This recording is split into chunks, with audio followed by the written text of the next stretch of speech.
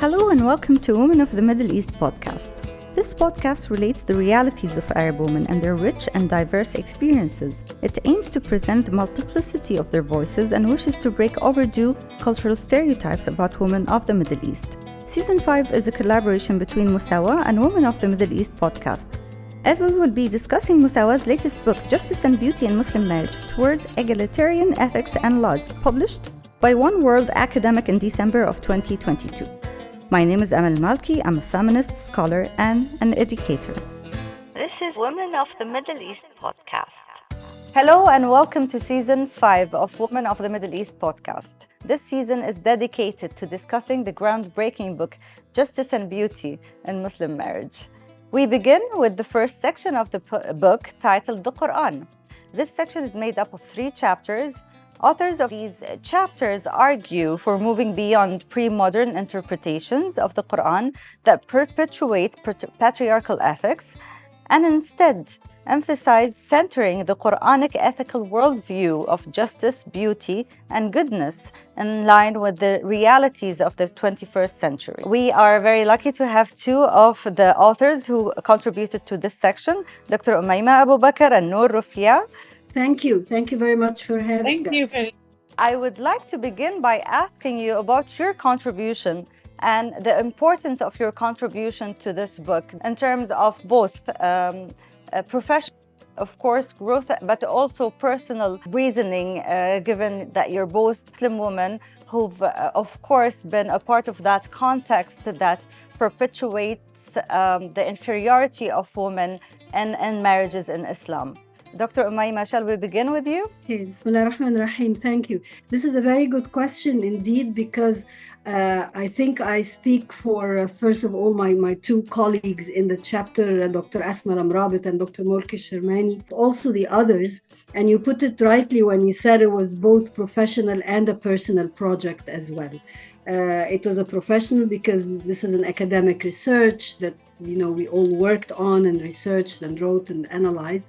But we all have, most of us have a personal investment also in the topic. We are, after all, Muslim women, and this is our cause. So it was also important to us personally and spiritually to sort these things out during the writing process. Definitely. And Noor, you're a scholar, but also an activist. Tell me, how important was this project for you? Yes, this project for me is like a part of a life journey, because I know Musawah very well, and also I have involved in Musawah's other project like research on Kiwamah and Wilayah as 2 key concepts of gender relation in Muslim family, and also in Musawah knowledge building course. I even believe that Musawah has given a big impact to women's hakiki justice concept that I use in this book. So I saw this project as an opportunity to examine my ability to use women's hakiki justice to unlearn the old concept of marriage in Muslim societies, which is gender bias, and to relearn the new concept of marriage in Islam, which must be just to women as wife, mothers, daughters, and others in Muslim family. Dr. Omaima, the chapter you contributed to is Qur'anic Ethics of Marriage. This chapter sets an overarching Qur'anic interpretation framework for marriage consisting of interconnected ethical principles. Can you tell us more about the main points of this chapter? We try to begin with outlining a specific methodology in addressing the verses on marriage and divorce, but not just the verses, it's the whole Quranic what we believe is true Quranic vision of marriage, as Dr. Nur was saying, to undo perhaps decades and centuries of understanding marriage as a hierarchical system, right? As a hierarchy. We try to point out the gaps that we saw in classical tafsir tradition, and then put forth our methodology, which is really based on 2 important things: on more of a holistic approach. In other words, tying the verses together, tying the surahs together, and not just the verse, not just the individual verses and the surahs here and there, but the reason we call it holistic because it's all interconnected. Holistic and ethical, that's the second pillar. What does it mean, ethical? That we have to take seriously the Quranic ethical principles, the egalitarian ethos of the Quran, of justice and equality and non-hierarchical relations. We have to take these main ethical principles of the Quran seriously and apply them to gender relations, particularly in marriage.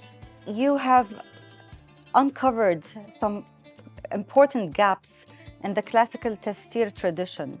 Why was this holistic approach towards interpretation absent in that time period?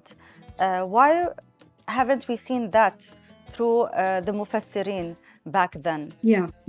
Of course, when we say the absence of a total, comprehensive, holistic approach, we don't mean to make a generalization about that aspect, because of course the mufassirin did a fantastic job in everything, and they were aware, particularly linguistically and also on the level of ahkam rulings. Of course, they were aware of how all the verses are tied in a particular cause or a subject.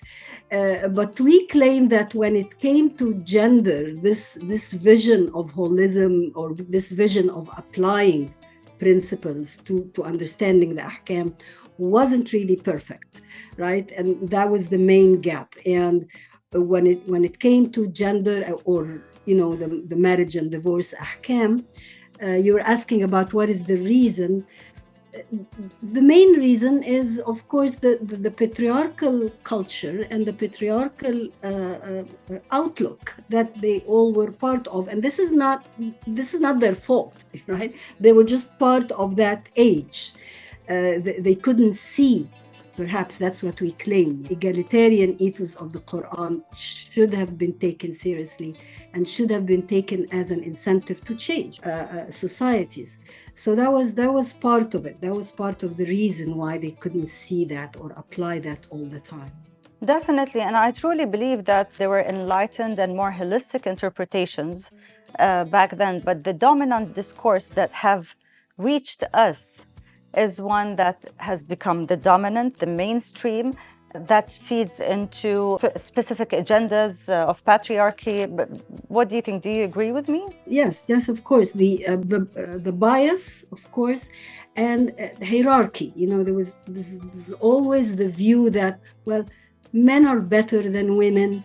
They have more capabilities, they're more rational, they're really addressed more by God subhanahu wa ta'ala, not women, not females. And of course, Dr. Nur has a lot to say about that, that's not really the case at all. Women are part of humanity that Quran addresses, right? So you're right in the sense that this is one of the reasons why we still struggle with some interpretations of qiwama as authority, of ta'a as absolute obedience to the husband, because this is in return of the nafaqa. All of these things that really need to be unpacked or unlearned. As Dr. Nur was saying, we need to unlearn all these concepts and think of them anew. Dr. Nur, so you've authored a chapter called Reading the Qur'an Through Women's Experiences. The title is beautiful.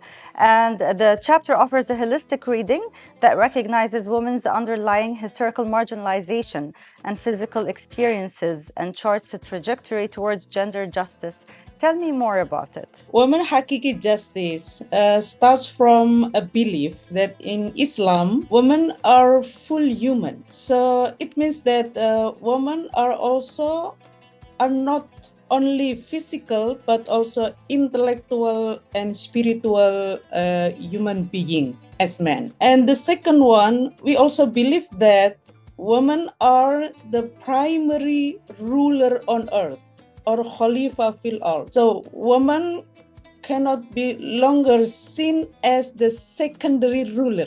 In Islam, both men and women are primary ruler on earth. Starting from this, we believe that men are neither the single standard of women humanity nor their justice. This means that we have to take women's experiences as human that men don't have into consideration in understanding Islam, especially these two experiences. One, bodily experiences. Because of the reproductive system, women will experience 5 bodily experiences that men don't have. Menstruations in weeks, and the impact of this is other or painful. Pregnancy in months, 9 months, and then baby delivery in hours or days, nifas in weeks or months, and breastfeedings in years or 2 years. And their impact are Qur'an, tiring, even wahnan ala wahnin, or multiple painful and tiring. Let's compare with the role of men bodies in humans reproduction, which is only producing sperm in minutes, even seconds, and the impact is joy. So what we call maslahah in Islam, it cannot add any pain of women's bodily experiences. And the second one is women's social experiences because of the patriarchal system that value women lower than men. This causes women socially are in high risk to be treated unjustly based on gender, especially in these 5 forms. 1, stigmatization, marginalization, subordinations, violence, and double burdens. Women's hakiki justice require to neither add the pain of women's bodily experiences nor contain or cause any form of gender-based injustice against women, even when men will never feel these bodily and social pains. So men are no longer become the single standard of women's humanity and women's justice. This is very important because since men don't experience those kind of experiences, they don't know the pain. Since they don't know, they think that this kind of experiences don't exist. Meanwhile, we know that men are still dominating in the as the decision makers in marriage, family, society, state, even in the global levels. So when they are dominating decision-making places and they don't take this kind of experiences of women into consideration, we cannot hope that the justice in the men's perspective that ignore the woman's experiences will be the hakiki justice to women. Very interesting how, you bring those experiences from the periphery and put it and centralize it within this context. And I don't think this has been done before. This leads me to the second question to you, Dr. Nur. How has this approach been successfully adopted in activism around the Muslim family law reform in Indonesia? Of course, this approach is not a single approach. This approach, together with other approaches like Mubadalah, done by Faqihuddin Abdul Qadir in Indonesia, and also Ma'ruf concept by Badriah Fayumi, also from Indonesia, and other approaches in Indonesia. We trying and use this approach in Ministry of Religious Affairs National Training Module on Marriage Guidance for Prospective Brides and Grooms. So we have national training and use module that we build together the module and use this approach. And the second one, we also use this approach to the concept of maslahah family belongs to Nahdlatul Ulama. This is the largest Islamic organization in Indonesia. They also will train the members in national level using this concept and this approach. So the concept of Maslahah family also use this approach. And the third one, this is also important. This approach also used as the advocacy for policymakers, especially through Indonesian Women's Ulama Congress fatwas. For example, the fatwa on the obligation of family, society, and state to protect children from marriage. This fatwa has been one of the legitimation to increase the minimum age of women and men from 16 years old for girls and 19 for boys to 19 years old for both. And also the fatwa on prohibition of sexual violence, both inside and outside marriage, also has been used to advocate law of criminal act of sexual violence. This is some impact of our fatwa, use the women's hakiki justice as one approach among other approaches. It's amazing to see that in Indonesia, they managed to reform the family law from within through an Islamic perspective lens. Dr. Omaima, going back to you, you speak about how the Qur'an's egalitarian ethics of marriage is formulated within 3 interconnected circles. What are those circles? Yes, this was part of our methodology in approaching particular topics in the Quran. But the idea, the methodology is before you jump into whatever verse on and treat it as a separate and isolated unit, you need the conceptual framework, and that is very important. So that's why we thought or we devised of these interconnected circles or these concentric circles where you need these concepts before you enter the verse. The first circle, of course, is the concepts of al-nafs al-wahida, al-zawjayn. يعني if people look at the first verse of Surah An-Nisa, الآية الأولى من Surah An-Nisa, it just gives you the map. It gives you that first circle of basic ontological equality of humanity, of human beings, of the two zawjan, of the two pairs of human beings, and the importance of taqwa, as you know, again, the ethical foundation that, I mean, if you look at that, this is the ethical foundation that is supposed to govern all our interpretations of all the ahkam, of all the rulings.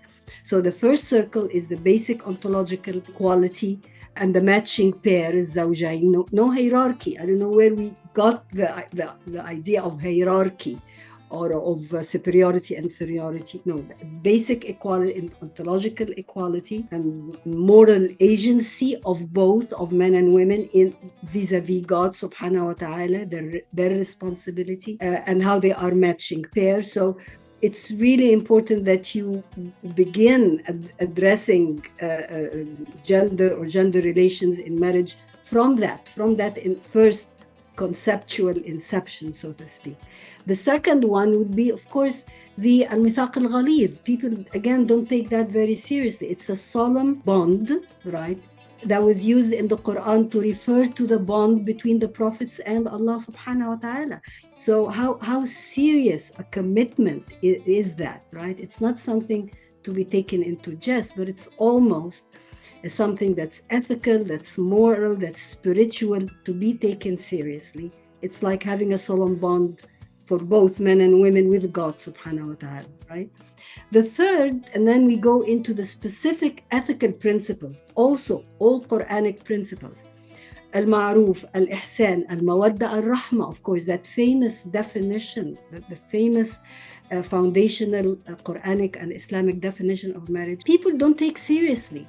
Our whole project is, please take these ethical principles seriously, the mawadda, the rahma, the affection and the mercy, al-ma'ruf, al-ihsan. Most the occurrences of ma'ruf and ihsan, particularly these two values or two principles, you will find them, their most occurrences are in the verses about marriage and its rulings, or divorce and its rulings.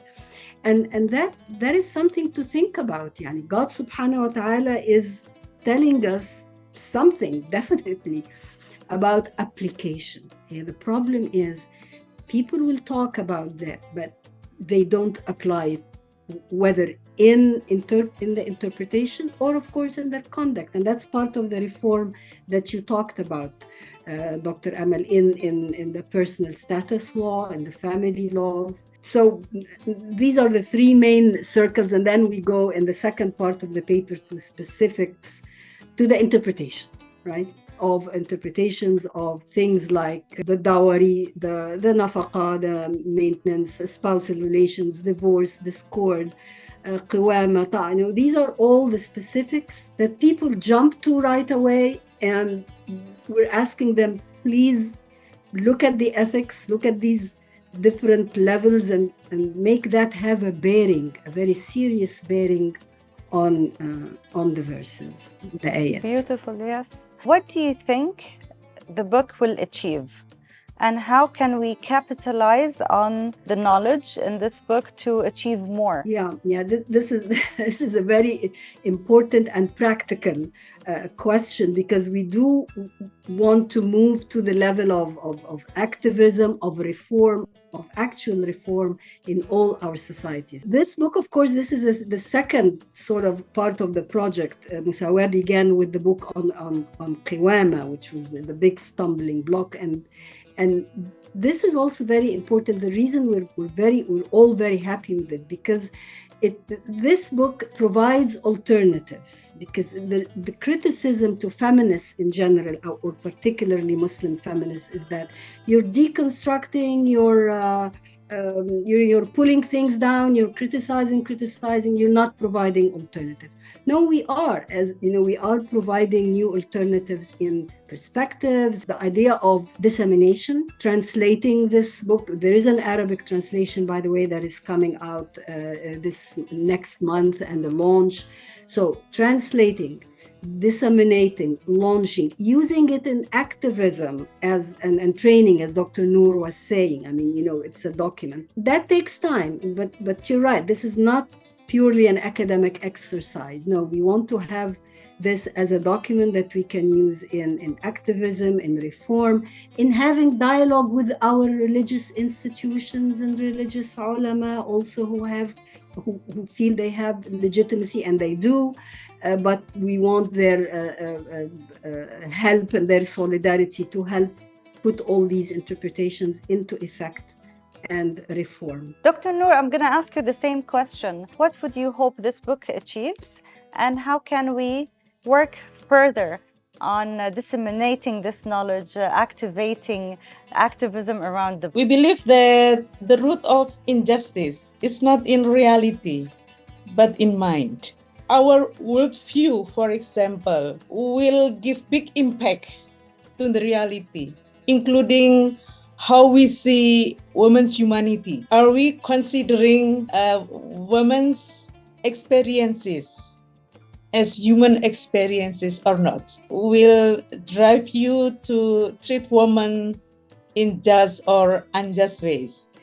And also, what is important in mind is the knowledge system, including Islamic knowledge system. If we see women as the source of fitnah, for example, then it will give impact to the fatwa that you produce. So this book, I think, help us to change our mindset, how to see women as full human, not only as sexual or physical human being, but also intellectual and spiritual human being. So don't see women as men's sexual tools or men's reproductive machines, because we are full human, has intellect and also spirit. I think this book helped us to also change our Islamic knowledge, starting from this awareness of women's humanity. We want to translate this book into different languages, including Indonesians. So it can be read by Indonesian scholars and give an alternative interpretation of Islam, especially in family and marriage issues that give justice not only for men but also for women, as a mother, as wife, daughters, and etc.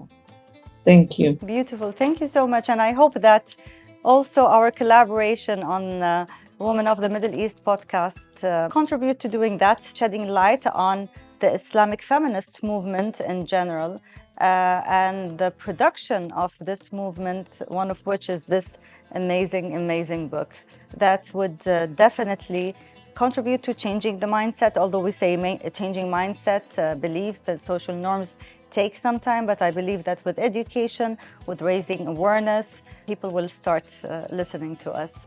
Dr. Omaima, Dr. Nur, thank you so much. It was lovely to have you on Women of the Middle East podcast. You're most having us. Thank you. Thank you very much. This is Women of the Middle East podcast. Hope you enjoyed this episode of Season 5. To stay up to date with Women of the Middle East podcast, you can subscribe and don't forget to rate us. If you would like to contact me directly, you can do so on Instagram or Twitter or via email.